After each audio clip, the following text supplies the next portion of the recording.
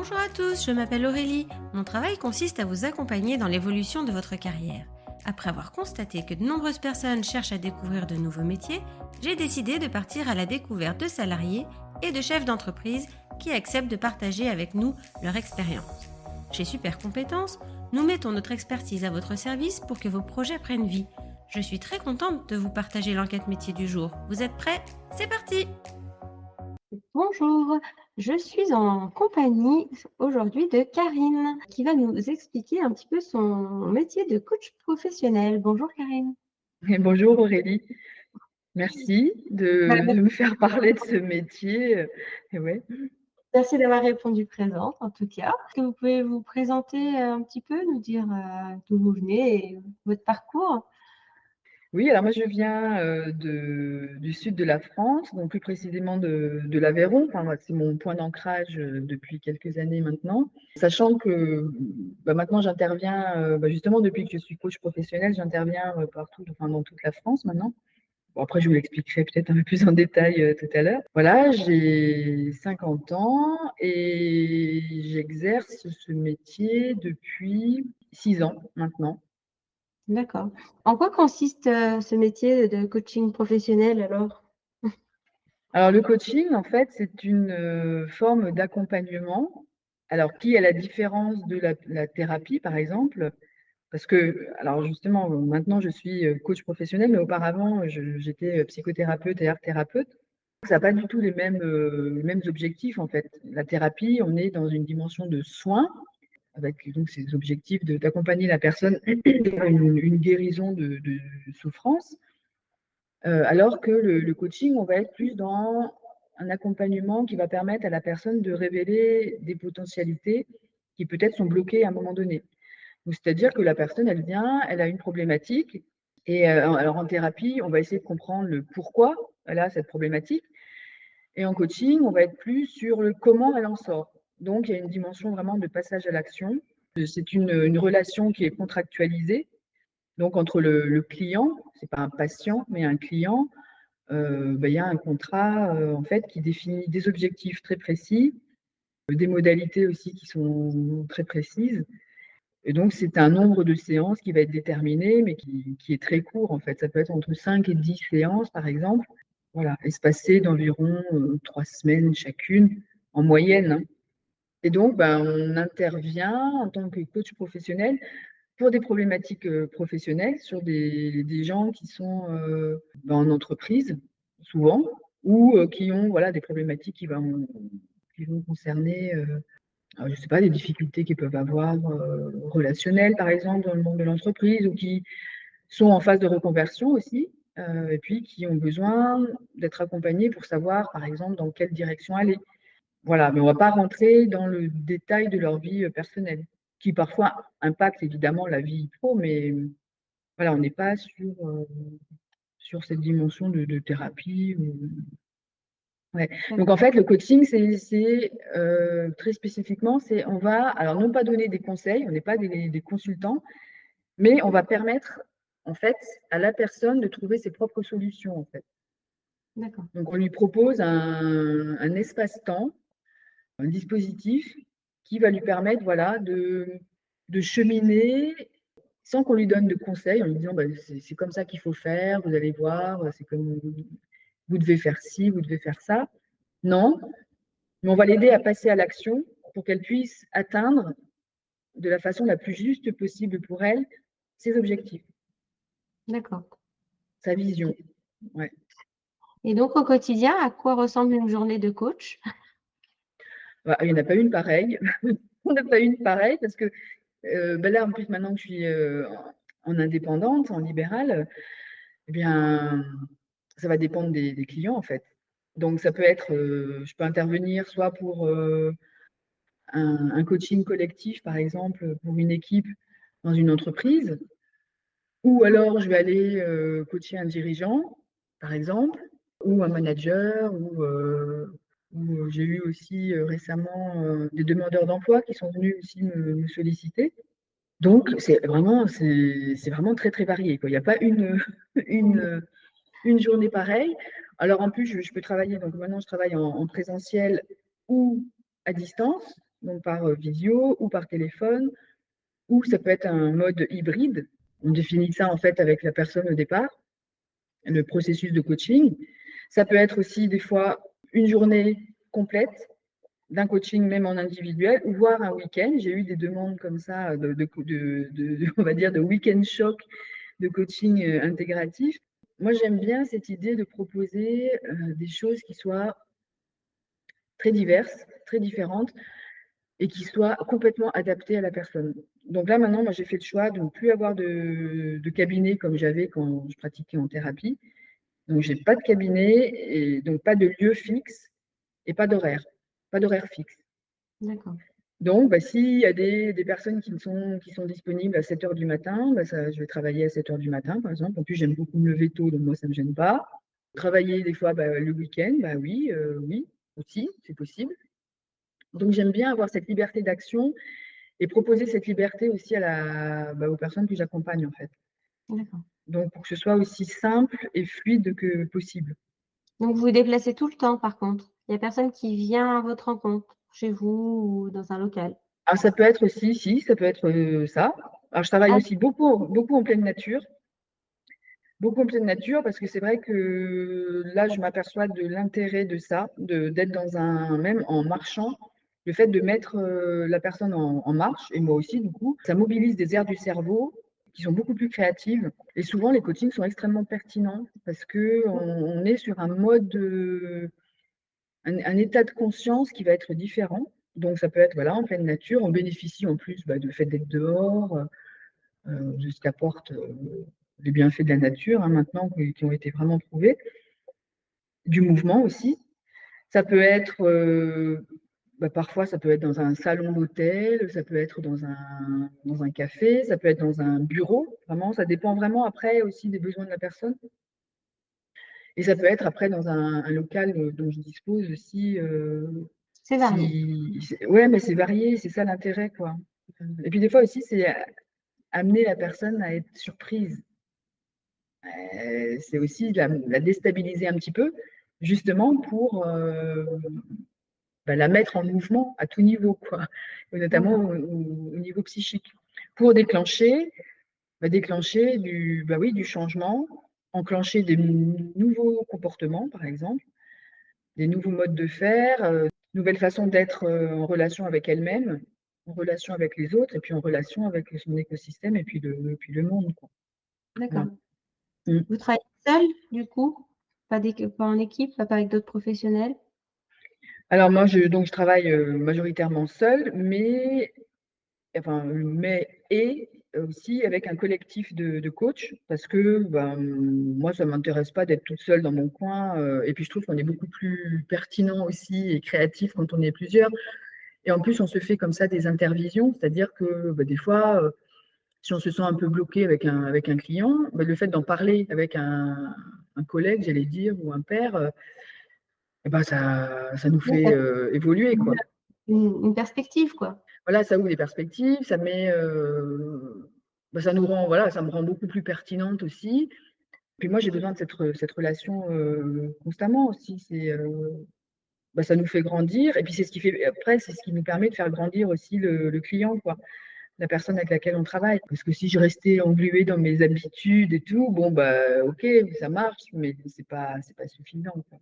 Donc, pareil, de continuer à se former régulièrement, de façon continue, parce qu'il y a plein d'approches différentes dont on peut se nourrir et qui vont enrichir après tout le processus de coaching, quoi. Moi, c'est ça qui me passionne, en fait. C'est ça, ouais. Quelles sont les compétences nécessaires pour ce travail? Une grande qualité d'écoute, d'adaptation aussi, d'adaptabilité, une capacité à être vraiment dans l'instant présent. Donc, c'est d'être déjà vraiment très ancré soi-même pour être en capacité d'être aussi disponible que possible pour ce qui va advenir dans la relation. Parce que on ne sait jamais ce qui va sortir de la rencontre, en fait. Donc, c'est être en capacité de rebondir sur ce qui est, de saisir ce qui arrive au moment où la personne va nous livrer quelque chose. C'est ce qu'on appelle potentialiser, enfin, c'est fertiliser le potentiel de situation, en fait. Il y a quelque chose qui arrive, bon, ben, comment je m'en saisis pour que ce soit aussi pertinent que possible pour mettre la personne en travail, quoi, la mettre en mouvement. Donc, c'est avoir ces compétences-là, hein, d'improvisation aussi, capacité à prendre de la distance, à se mettre en position un peu méta pour voir ce qui se joue pour la personne et ce qui se joue aussi quand c'est une problématique professionnelle, ce qui se joue dans son entreprise et comment sa façon de se comporter, par exemple, va avoir un impact dans son entreprise, sur son équipe, par exemple. Il y a ça. Après, connaître un peu, connaître le monde de l'entreprise, c'est intéressant aussi, quand même, d'avoir ces bases-là. Ça donne quand même une capacité, voilà, à se projeter et à voir tout ce qui est en jeu pour la personne. C'est déjà bien. Après, bon, c'est bien d'être formé aussi parce que, c'est même indispensable parce que il y a un code, il y a savoir comment fixer un cadre, un dispositif de coaching, un cadre, comment aussi élaborer un contrat. Bon, après, ça, c'est des choses, on va dire, plus administratives. Mais il y a une déontologie aussi importante et un processus de coaching, ça s'improvise pas, quoi, du tout. Donc, c'est nécessaire d'être formé vraiment sur comment on accompagne la personne de façon la plus pertinente possible, c'est-à-dire lui permettre vraiment de trouver ses propres solutions et nous, de ne pas lui amener des conseils, quoi. On n'est pas consultant et on ne vient pas amener des axes d'amélioration, etc. Non, C'est à être en la personne de trouver capacité. son chemin, quoi. Mais c'est ça, c'est ça. Donc, on regarde ensemble dans la même direction. Mais bon, c'est la personne qui choisit voilà, ce qui est le plus pertinent pour elle. Et donc, souvent, ce qui se passe aussi, c'est qu'entre 2 séances, on va donner du travail à faire à la personne. D'accord. Voilà. Et puis du coup, il faut savoir s'adapter parce que du coup, on aurait peut-être pensé à une voie et puis la personne, elle en prend une autre. C'est ça, c'est ça. Et puis, ouais, donc, c'est le chemin qu'elle a choisi, OK. Donc, voilà, lui permettre d'être aussi éclairée que possible quand elle prend ses décisions. Et l'intérêt du coaching aussi, c'est qu'on est vraiment dans du passage à l'action. Parce que si la personne ne passe pas à l'action, rien ne se passe. Rien n'arrive et elle ne va pas atteindre ses objectifs. Sachant que nous, en tant que coach, on est dans une obligation de moyens, mais pas une obligation de résultat. Parce que si la personne, elle ne fait pas ce qu'elle dit qu'elle allait faire, ça, nous, on n'y peut rien. Par contre, on va mettre en place tous les moyens possibles pour lui permettre d'atteindre ses objectifs.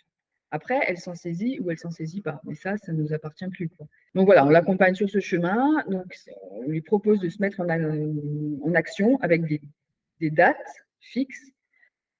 Parce que du coup, ça l'engage, quoi. Ça l'engage et puis ça la fait cheminer jusqu'à idéalement atteindre voilà, ce qu'elle a projeté, des objectifs qui sont vraiment bien définis de façon très précise, mesurables, etc., quoi. C'est ce qu'on appelle les objectifs SMART, spécifiques, mesurables, atteignables, réalistes aussi, et puis avec une temporalité, quoi, donc une date, en fait. OK. Est-ce qu'il est facile, de trouver des clients ou des partenaires? Eh bien, il faut prospecter beaucoup. Faut prospecter. Alors, il y a beaucoup, après, faut bien dire que la majorité des coachs ne vivent pas que du coaching, hein. Souvent, les coachs sont des formateurs aussi, donc font des formations ou sont aussi consultants, pour ceux qui sont en libéral, hein. Après, il y a ce qu'on appelle aussi des managers coach, c'est-à-dire c'est des managers donc, qui travaillent en entreprise, mais qui ont une formation de coaching et qui ont cette double casquette en fait de manager coach, donc qui travaillent avec leurs équipes de façon spécifique en fait. Donc ça, c'est un des possibles pour intervenir en tant que coach professionnel. Mais sinon, pour en vivre, il faut quand même bien se démener, prospecter, se faire connaître et puis pas avoir peur d'aller taper aux portes des entreprises, voilà. Et puis activer un réseau, créer un réseau, l'activer. Parce qu'après, il y a beaucoup le bouche à oreille aussi, mais il faut commencer, quoi. Il faut commencer. Donc, c'est souvent complémentaire d'une autre activité aussi. Mais beaucoup de formations. Il y a beaucoup de coachs sont formateurs aussi. Ouais. D'accord. Quel est le parcours pour, parvenir à coach? Alors souvent, ce sont des personnes qui ont eu un vécu en entreprise. Alors souvent des cadres en entreprise, des managers par exemple ou des dirigeants qui à un moment donné bon, ont un peu fait le tour de leur profession et ont envie de, de partager en fait, enfin de mettre à profit leur expérience pour en faire bénéficier d'autres ou d'autres organisations par exemple. Et donc là, qui deviennent coach, alors ils font une formation complémentaire pour avoir les bases hein, du métier. Aussi, c'est quand même plus rassurant pour les clients de savoir que le coach qui vous accompagne a une certification, est diplômé, a suivi un parcours qui tient la route, quoi. Enfin, on voit des coachs partout, c'est bien quand même de savoir à qui on a affaire, quoi. Et donc ça peut être voilà, des gens qui ont un parcours en entreprise, ça peut être des thérapeutes aussi, qui à un moment donné vont s'orienter un peu différemment dans l'accompagnement, donc qui ont là un peu une double casquette de thérapeute coach. Il y en a qui s'appellent même des psy-coachs. Bon, Ah oui. ouais, ils s'appellent comme ça. Donc là, c'est pareil, hein, ça nécessite aussi une certification, qui sont souvent proposées par des écoles de commerce. Par exemple, HEC fait à une école de coaching. Moi, j'ai fait la certification de lycéenne Business School à Nancy, que j'ai trouvé très, voilà, très, très pertinente. Et en plus, c'est marrant parce que c'était mon école de. Enfin, j'ai commencé moi par une école de commerce et de management. Et puis finalement, j'y suis retournée des années et des années après pour me spécialiser en coaching. Mais c'est souvent des gens qui, enfin, c'est bien d'avoir un peu, comme on dit, un peu de bouteille. Parce Oui. que sortir d'une école et se dire, bah, tiens, je suis coach et je vais vous accompagner, bon, pourquoi pas, hein.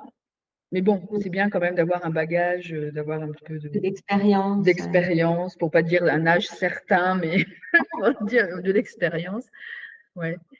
Bah oui, parce que ça permet d'avoir voilà, une vision des choses bah, qui est assez, je ne sais pas si le terme est juste, mais enfin, mature et en tout cas aussi assez large, suffisante pour accompagner des personnes qui en plus souvent ont elles-mêmes bah, des fonctions assez importantes dans l'entreprise. Donc, il faut être en capacité voilà, de pouvoir répondre à leurs problématiques, quoi. Mm.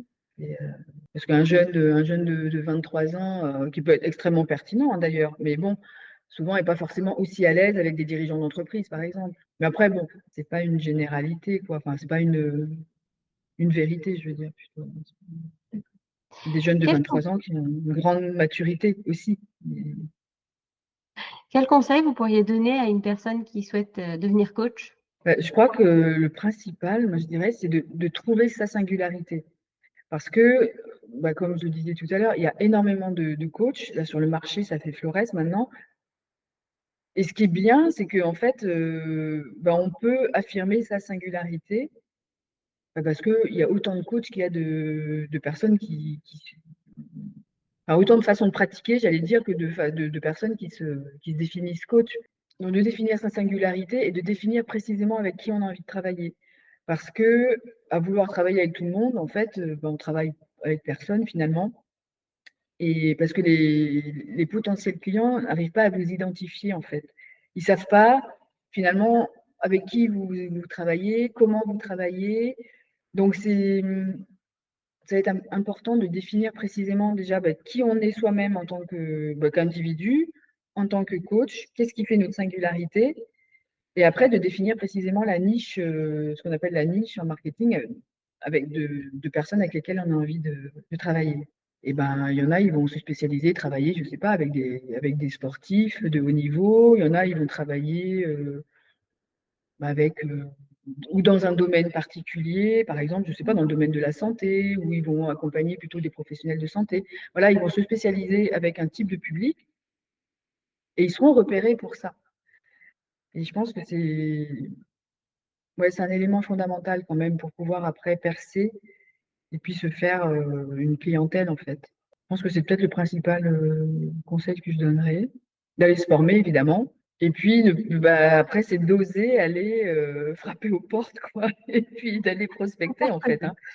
Parce que là aussi, on dit aux gens qu'on accompagne de passer à l'action, mais nous aussi, du coup, on est obligé de passer à l'action parce que bah, c'est pas en attendant derrière son téléphone que Ça va arriver. Parce que ça va arriver tout seul, hein. Donc c'est ça, après c'est chouette parce que c'est de très belles rencontres, toujours. Ouais, c'est ce qui enrichit aussi, hein. Donc on enrichit personnellement, quoi, voilà. C'est ça. Donc non, je trouve que c'est un chouette métier.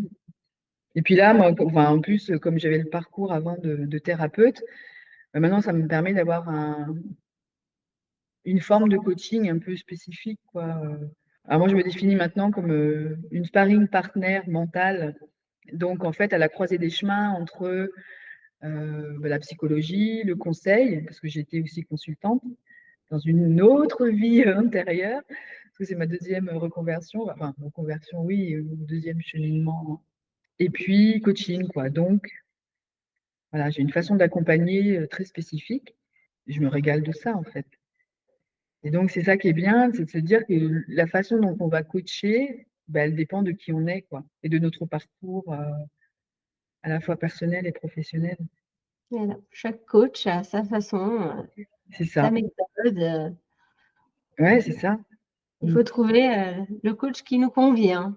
Mais exactement. Mais oui, c'est ça, en fait. Et bon, on dit toujours qu'on attire à soi les clients qui nous correspondent aussi. Bah, oui, mais c'est important, bah, comme avec un thérapeute, hein, de se sentir, en tant que client, bah, en confiance complète parce que on livre beaucoup de soi, en fait, dans les séances et puis, bah, si on n'est pas en confiance, c'est même pas la peine d'y aller, quoi, hein. Ouais. Super, merci. Merci d'avoir participé, merci de nous avoir partagé, Bah, avec votre ex. grand plaisir, bah, ouais.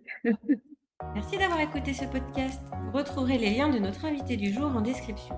Vous trouverez également l'enquête métier du jour en version PDF dans les notes de l'épisode. Si l'interview vous a plu, n'hésitez pas à la relayer autour de vous et de la noter sur votre application de podcast préférée. Vous pourrez retrouver l'ensemble de nos services sur supercompétences.fr. Si vous voulez partager votre métier, prenez contact avec moi pour que nous puissions en discuter. Je reste également disponible pour parler avec vous de vos projets de reconversion professionnelle. Je vous donne rendez-vous au prochain épisode. Belle journée!